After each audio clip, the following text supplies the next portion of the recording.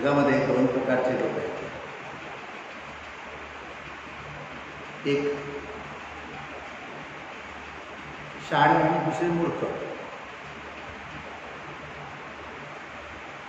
जी जगात माणसं आहेत ती काही शहाणी आहेत आणि काही मूर्ख आहेत. मूर्ख आहेत ते दुर्जन आहेत आणि दुःखी आहेत. शहाणे जे आहेत ते सज्जन आहेत, हुशार आहेत, ज्ञानी आहेत आणि सुखी आहेत. कारण चातुर्य ज्याच्या अंगी आहे तो ज्ञानदशेमध्ये स्वतःचं कल्याण करून घेऊ शकतो आणि इतरांचंही कल्याण करतो. जगात असे खूप लोक आहेत स्वतःला शहाणे समजतात आणि मग त्या शहाणपणाचा उपयोग स्वतःचा स्वार्थ पुरा करण्यासाठी करतात. त्यांना मी आणि माझ्या याच्यामध्ये काही दिसत नाही. मी आणि माझी बायको, माझी पोरं, माझी मुलं, माझं घर, माझं शेत, माझी कुळ, माझं जात, माझा धर्म अशामध्येच गुंतलेला आहे. पण त्यामुळेच तो जगामध्ये इतरांना आवडत नाही.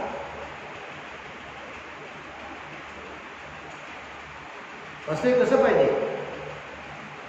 आपण तरेल नव्हे ते नवल पुढे उद्धारील सर्वांनी.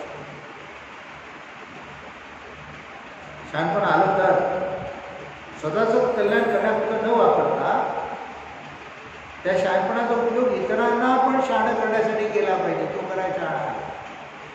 संत साधू, ज्ञानी पुरुष, सद्गुरू आपले जीवन त्या प्रकारे जगतात. ते इतरांसाठी जगतात. जगाच्या कल्याणा संतांच्या विधी देह कष्टविधी नानाविधी स्वतःच्या देहाला कष्ट देतात परंतु जगाचं कल्याण करतात. जगाच्या कल्याणासाठी जगतात.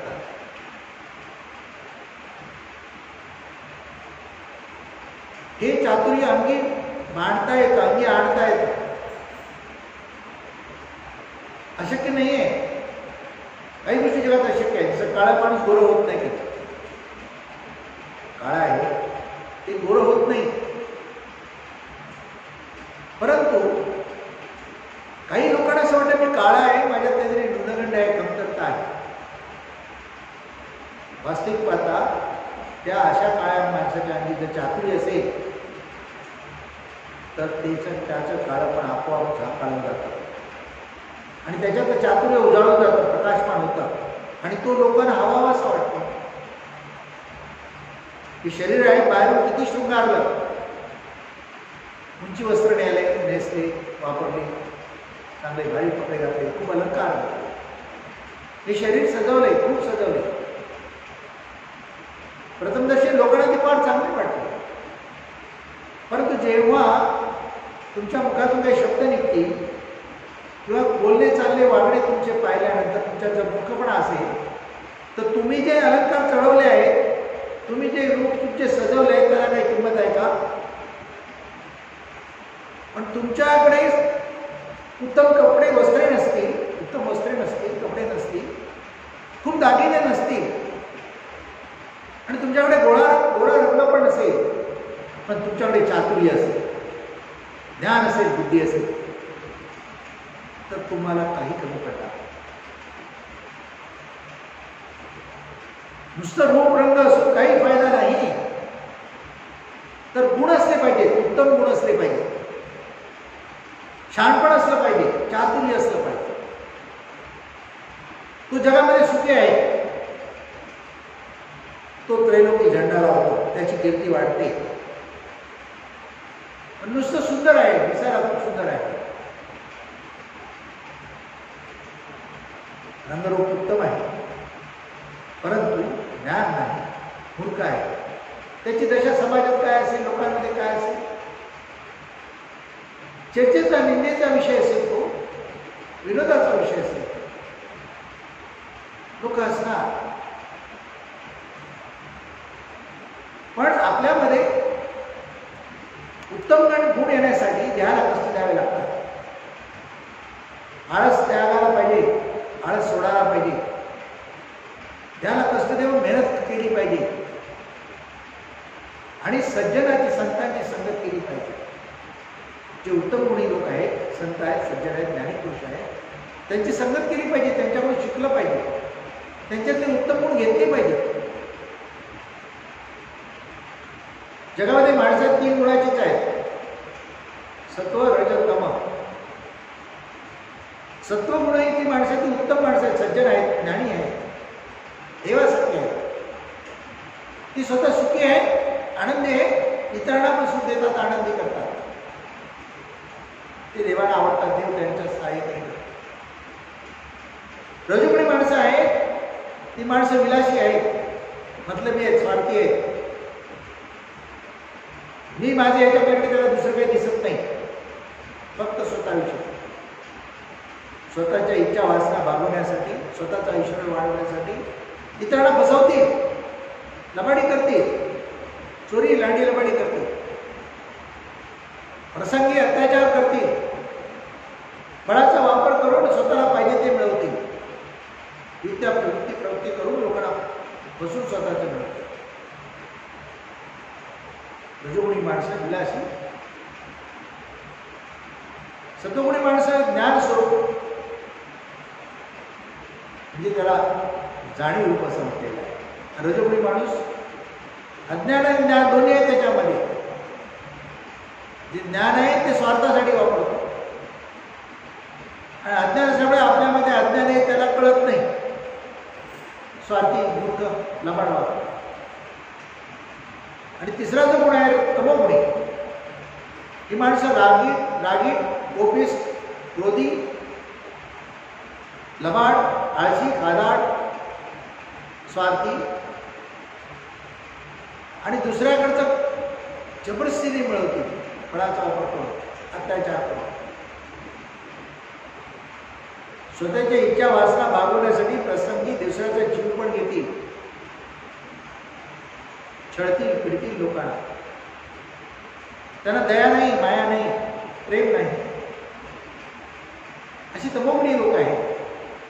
जगामध्ये 3 प्रकारचे लोक आहेत.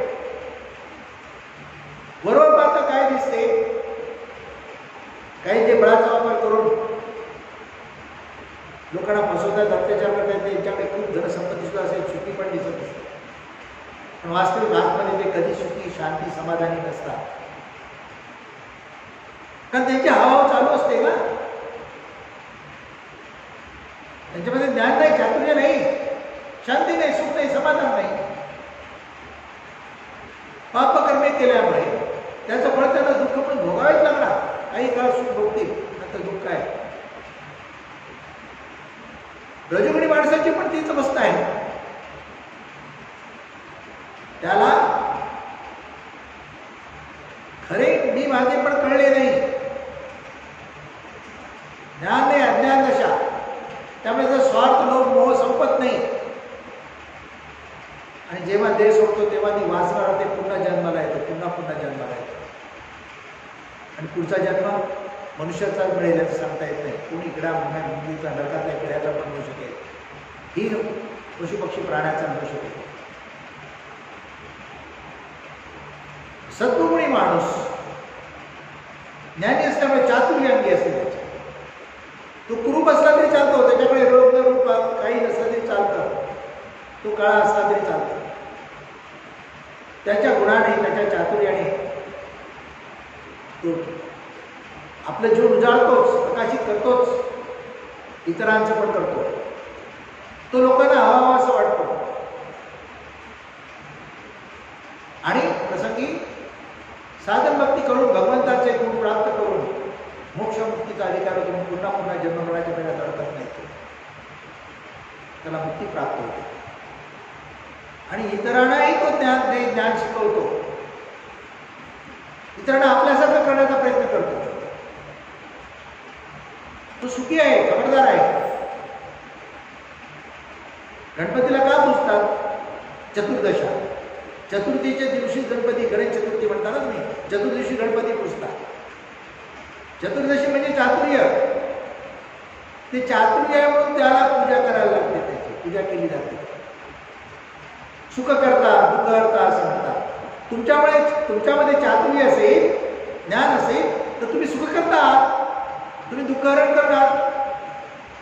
तुमच्याकडे योग्य ज्ञान बुद्धी असेल तर कुठल्याही प्रसंगाला योग्य मार्ग बरोबर तुम्हाला मिळणार, तुम्ही त्याचा बरोबर मार्ग काढणार, तुम्ही उगाच रडत बसणार नाही. तुमच्या चातुर्यामुळे तुमच्याकडे बरोबर युक्ती बुद्धी प्राप्त होऊन तुम्हाला त्या प्रत्येक प्रसंगातून मार्ग सापडणार नाही. त्यामुळे सहज करून जाणार, इतरांनाही पण मार्ग दाखवणार. त्या गणेशासारखं तुमचं पण पूजन होऊ शकतं, तुम्हाला पण लोक मान्यता देऊ शकतात, तुम्हाला भगवंत स्वरूप प्राप्त होऊ शकतं.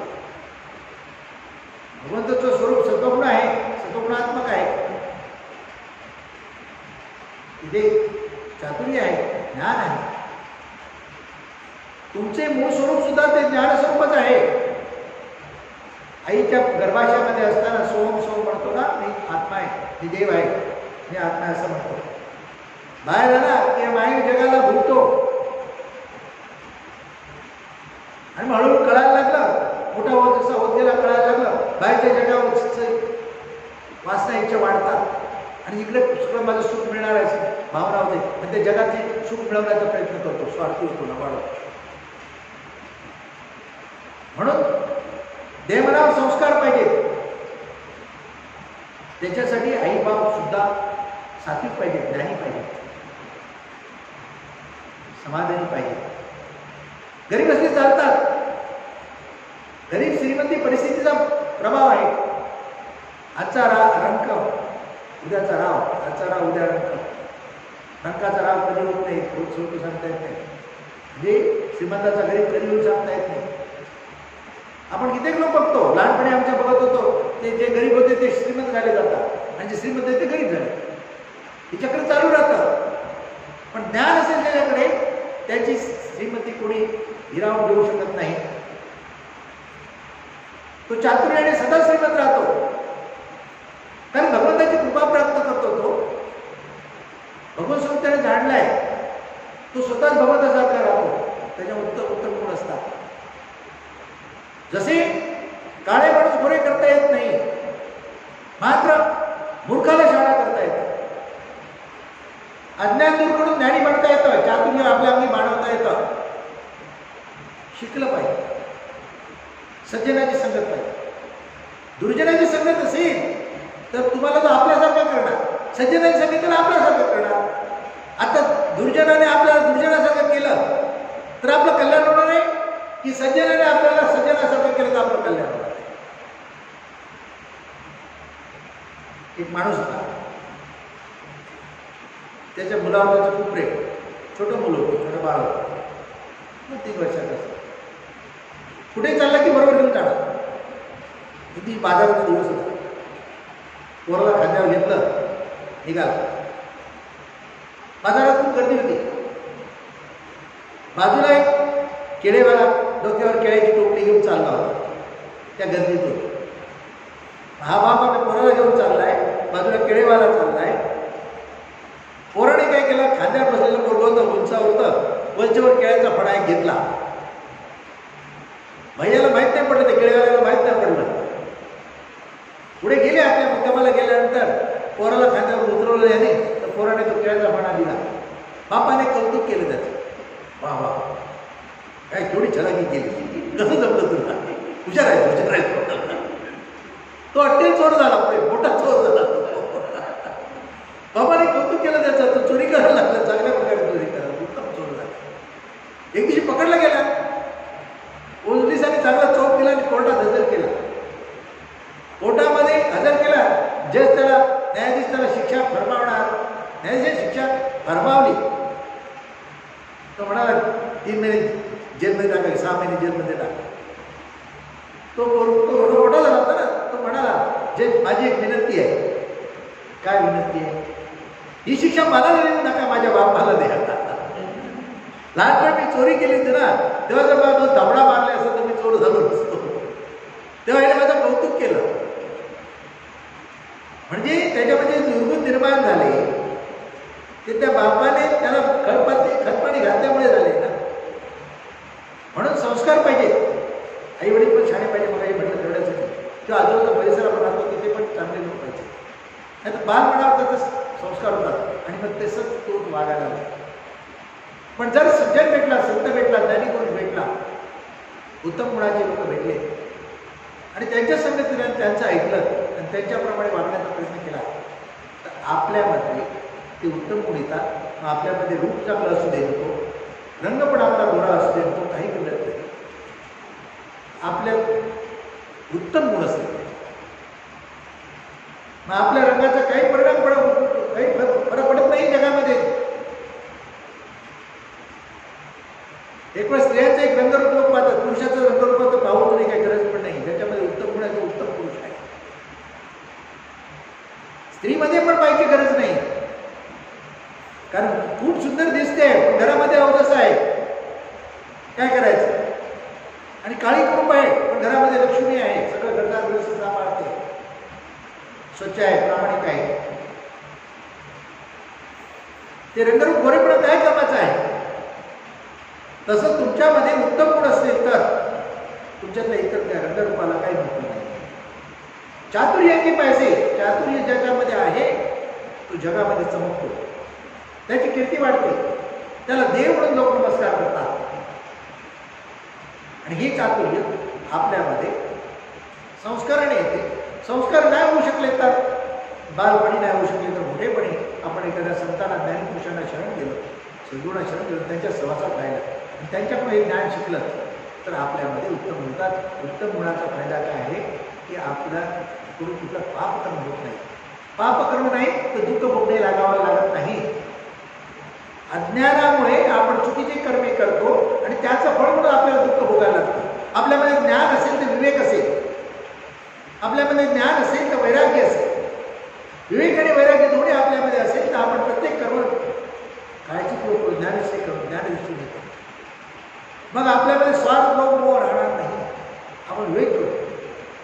जे आपल्यामध्ये वाईट आहे त्याचा आपण त्याग करू आणि जे चांगलं आहे जगामध्ये त्याचा आपण स्वीकार करू.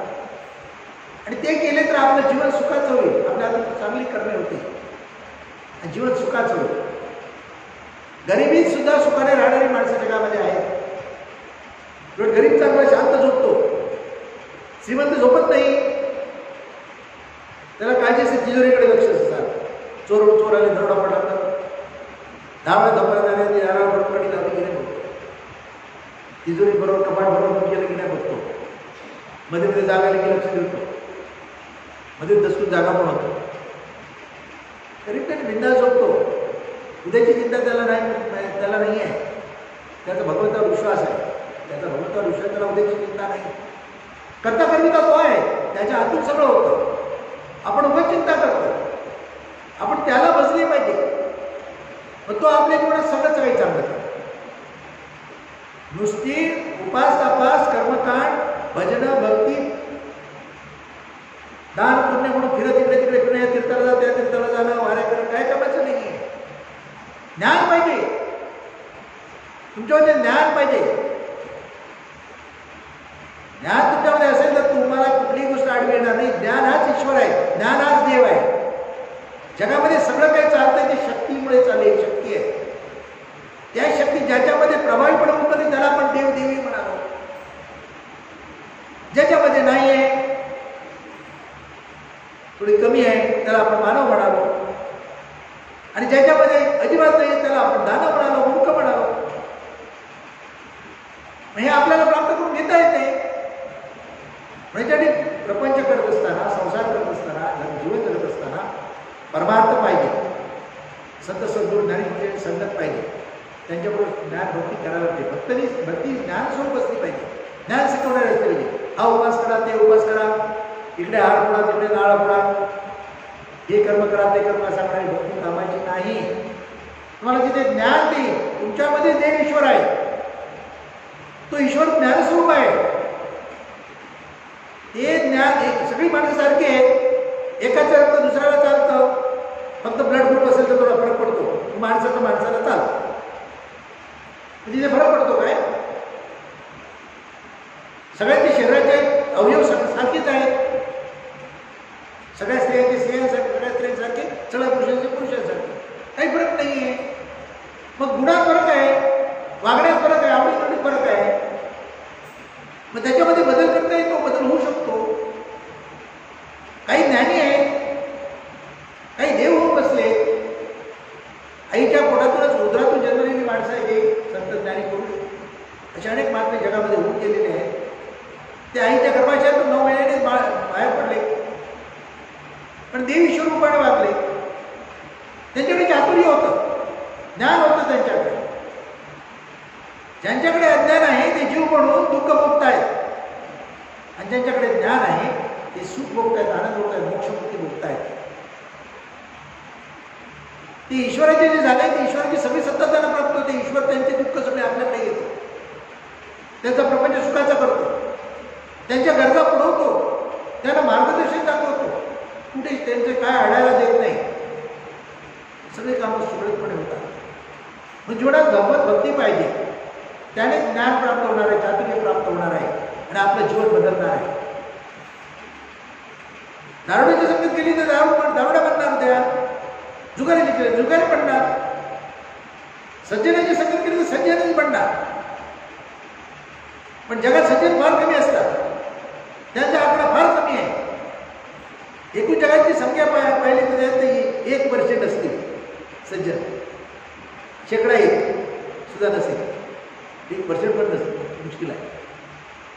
बाकी मग सगळ्या तमोगुण रजोगुणच भरलेले आहेत सगळे. सत्वगुणाचे फार कमी आहे, शोधायला लागते.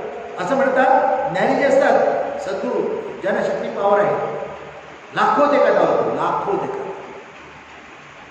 पण तो ज्ञानी आत्मप्रचितीवाला संत सद्गुरू देवस्वरूप न होता नंतर आपण शहाणपण तर प्राप्त करू शकतो.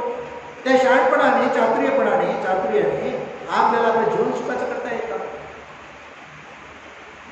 आपल्यामध्ये काही जे दुर्गुण आहेत, वाईट सवय आहेत, त्यावर दूर पडायला पाहिजे. आपल्यामध्ये उत्तम गुण निर्माण व्हायला पाहिजे. तर संत सज्जन सांगतामध्ये साधन भक्ती करायला पाहिजे, आणि आपल्यामध्ये बदल घडून आणायला पाहिजे. की आपला जो ईश्वर आहे, आपल्या आत बसलेला आहे, परमात्मा आहे, ज्ञानस्वरूप आहे, चैतन्य रूप आहे, जाणीव रूप आहे, त्याचं ज्ञान आपल्याला होतं, त्याची प्रचिती येते, आणि आपल्याला योग्य मार्ग मिळतो, आपल्याला ते ज्ञान प्राप्त होतं, आणि मग त्या ज्ञानामध्ये पावर आहे, शक्ती आहे, जीवन सहजपणे सुखाचं करता येतं. म्हणून जीवनामध्ये ज्याला परमार्थ आहे तो राज्यदार आहे, परमार्थ नाही तो भिकारी आहे. जीवनामध्ये भक्ती पाहिजे, परमार्थ पाहिजे, सद्गुरू पाहिजे. राजा सद्गुरा श्री रामेश्वर महाराज, राजा